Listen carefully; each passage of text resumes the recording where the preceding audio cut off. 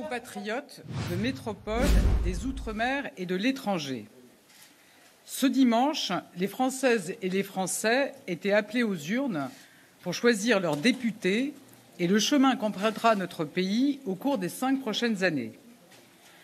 Je veux d'abord saluer toutes celles et ceux, élus locaux, personnels municipaux et des préfectures, bénévoles, qui ont permis à ce scrutin de se tenir dans les meilleures conditions. J'adresse mes remerciements républicains à tous les candidats et tous les militants qui se sont engagés tout au long de cette campagne. Défendre ses valeurs et ses idées, accepter le débat, se confronter aux électeurs, c'est faire vivre notre démocratie.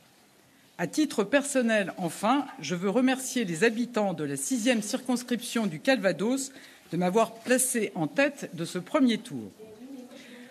Aujourd'hui, plus d'un Français sur 2 ne s'est pas rendu aux urnes, et cela, personne ne peut s'y résoudre.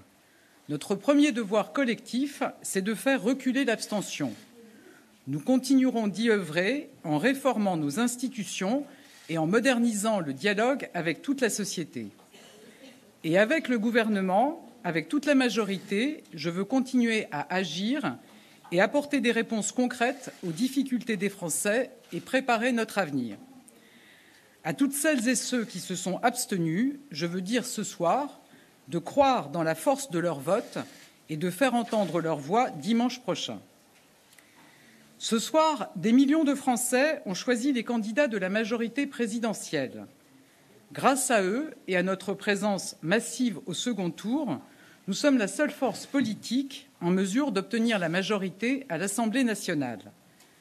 Nous avons une semaine de mobilisation devant nous.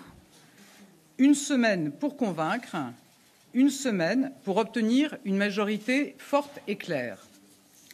Seule cette majorité forte et claire nous permettra de répondre aux urgences qui pèsent sur le quotidien des Français et de relever les défis d'avenir. Face à la situation du monde et à la guerre aux portes de l'Europe, nous ne pouvons pas prendre le risque de l'instabilité et des approximations. Face aux extrêmes, nous seuls portons un projet de cohérence, de clarté et de responsabilité. J'appelle donc toutes les forces républicaines à se rassembler autour de ce projet et de nos candidats.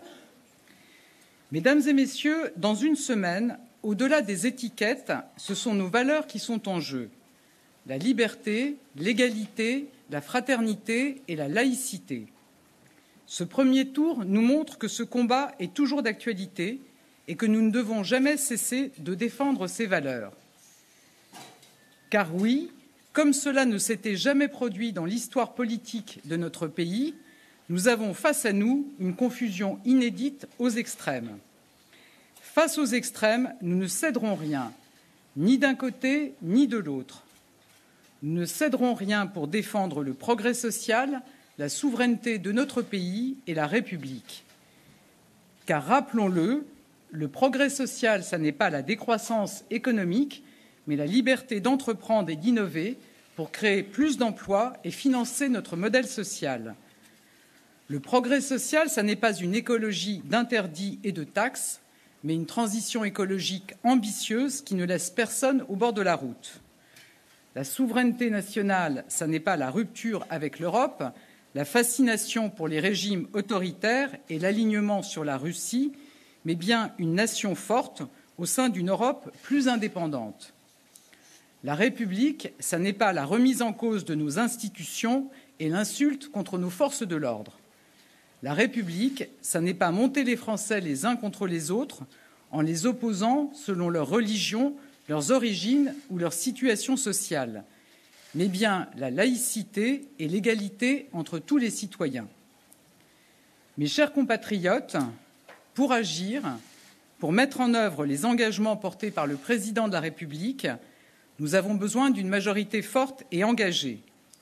Alors, durant les jours qui viennent, comme moi, toutes les candidates et tous les candidats de la majorité présidentielle continueront ensemble à porter avec détermination notre projet, celui du pouvoir d'achat, celui d'une grande nation écologique, celui du plein emploi et du refus des inégalités de destin.